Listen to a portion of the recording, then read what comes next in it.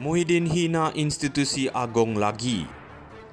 Rumah siap tetapi pahat masih berbunyi. Itulah kata-kata yang paling tepat untuk diberikan kepada pengerusi Perikatan Nasional yang juga merupakan Presiden Bersatu, Muhyiddin Yassin. Beliau dilihat masih lagi tidak boleh menerima kenyataan bahawa beliau sudah kehilangan jawatan Perdana Menteri. Apa yang lebih membuat kita kesal adalah beliau secara terang-terangan menghina dan mempersoalkan kredibiliti institusi yang di-Pertuan Agong.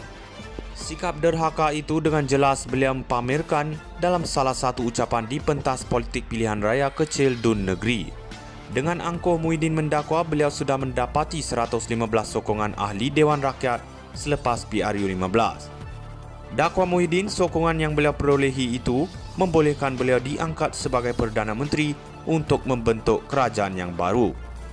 Tetapi beliau menyalahkan yang di-Pertuan Agong ketika itu, Al-Sultan Abdullah, kerana tidak menjemput beliau untuk mengangkat sumpah. Secara sinis beliau kemukakan soalan kepada hadirin yang akhirnya beliau sendiri yang menjawabnya. Siapa Agong ketika itu? Dari Pahang bukan, sindir Muhyiddin. Untuk rekod memang benar Muhyiddin sudah mendapat surat akuan bersumpah atau SD dari 115 ahli Dewan Rakyat. Tetapi angka 115 yang beliau perolehi itu selepas mencuri sokongan 10 orang ahli Dewan Rakyat dari Barisan Nasional. Sedangkan kita Barisan Nasional belum lagi membuat keputusan sama ada mahu bergabung dengan Pakatan Harapan ataupun Perikatan Nasional. Semua calon yang bakal mewakili Barisan Nasional dalam PRU15 sudah pun menandatangani surat aku janji. Mereka bersetuju untuk memberikan mandat kepada pengerusi Barisan Nasional untuk membuat keputusan sekiranya perlu dibentuk kerajaan campuran. Sekiranya mereka engkar, maka kerusi parlimen yang mereka menangi akan diisytiharkan kosong dan mereka akan disaman 100 juta. Selepas mendapat surat peringatan dari Barisan Nasional, ke semua 10 orang ahli Dewan Rakyat tersebut menarik balik SD kepada Muhyiddin. Dalam arti kata lain, dengan penarikan SD tersebut, Muhyiddin hanya mempunyai 105 sokongan ahli Dewan Rakyat. Jumlah sokongan minima yang diperlukan untuk membentuk kerajaan adalah mendapat sokongan 112 ahli Dewan Rakyat. Sebab itulah yang di-Pertuan Agong tidak memanggil Muhyiddin untuk mengangkat sumpah jawatan Perdana Menteri. Malah baginda menawarkan kepada Muhyiddin untuk membentuk kerajaan campuran dengan Pakatan Harapan. Tetapi Muhyiddin dan Hadi Awang dengan biadab meninggalkan Istana Negara sebelum kata putus dicapai. Persoalannya, mengapakah mesti dipersalahkan Al-Sultan Abdullah? Menghina keputusan baginda buat atas kapasiti sebagai yang di-Pertuan Agong bererti menghina institusi yang di-Pertuan Agong. Ianya adalah satu kesalahan yang menyentuh 3R. Kerajaan yang memerintah sekarang pun hampir menjangkau setengah penggal. Move on lah Muhyiddin. Muhyiddin hina institusi Agong lagi. Rumah siap tetapi pahat masih berbunyi.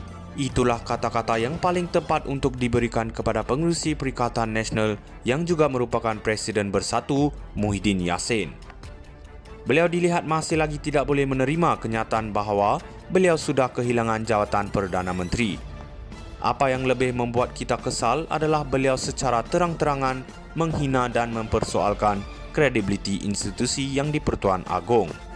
Sikap derhaka itu dengan jelas beliau pamerkan dalam salah satu ucapan di pentas politik pilihan raya kecil Dun Negeri. Dengan angkuh Muhyiddin mendakwa beliau sudah mendapati 115 sokongan ahli Dewan Rakyat selepas PRU15.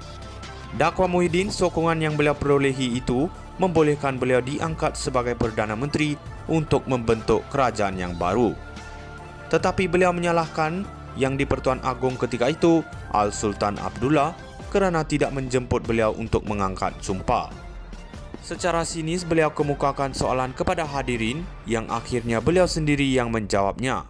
Siapa Agong ketika itu? Dari Pahang bukan, sindir Muhyiddin.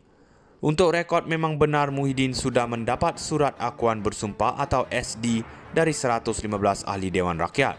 Tetapi angka 115 yang beliau perolehi itu selepas mencuri sokongan 10 orang ahli Dewan Rakyat dari Barisan Nasional. Sedangkan kita Barisan Nasional belum lagi membuat keputusan sama ada mahu bergabung dengan Pakatan Harapan ataupun Perikatan Nasional. Semua calon yang bakal mewakili Barisan Nasional dalam PRU15 sudah pun menandatangani surat aku janji. Mereka bersetuju untuk memberikan mandat kepada pengerusi Barisan Nasional untuk membuat keputusan sekiranya perlu dibentuk kerajaan campuran. Sekiranya mereka engkar, maka kerusi parlimen yang mereka menangi akan diisytiharkan kosong dan mereka akan disaman 100 juta. Selepas mendapat surat peringatan dari Barisan Nasional, ke semua 10 orang ahli Dewan Rakyat tersebut menarik balik SD kepada Muhyiddin. Dalam arti kata lain, dengan penarikan SD tersebut, Muhyiddin hanya mempunyai 105 sokongan ahli Dewan Rakyat. Jumlah sokongan minima yang diperlukan untuk membentuk kerajaan adalah mendapat sokongan 112 ahli Dewan Rakyat. Sebab itulah yang di-Pertuan Agong tidak memanggil Muhyiddin untuk mengangkat sumpah jawatan Perdana Menteri. Malah baginda menawarkan kepada Muhyiddin untuk membentuk kerajaan campuran dengan Pakatan Harapan. Tetapi Muhyiddin dan Hadi Awang dengan biadab meninggalkan Istana Negara sebelum kata putus dicapai. Persoalannya, mengapakah mesti dipersalahkan Al-Sultan Abdullah? Menghina keputusan baginda buat atas kapasiti sebagai Yang di-Pertuan Agong bererti menghina institusi Yang di-Pertuan Agong. Ianya adalah satu kesalahan yang menyentuh 3R. Kerajaan yang memerintah sekarang pun hampir menjangkau setengah penggal. Move on lah Muhyiddin. Muhyiddin hina institusi Agong lagi. Rumah siap tetapi pahat masih berbunyi. Itulah kata-kata yang paling tepat untuk diberikan kepada pengerusi Perikatan Nasional yang juga merupakan Presiden Bersatu, Muhyiddin Yassin. Beliau dilihat masih lagi tidak boleh menerima kenyataan bahawa beliau sudah kehilangan jawatan Perdana Menteri. Apa yang lebih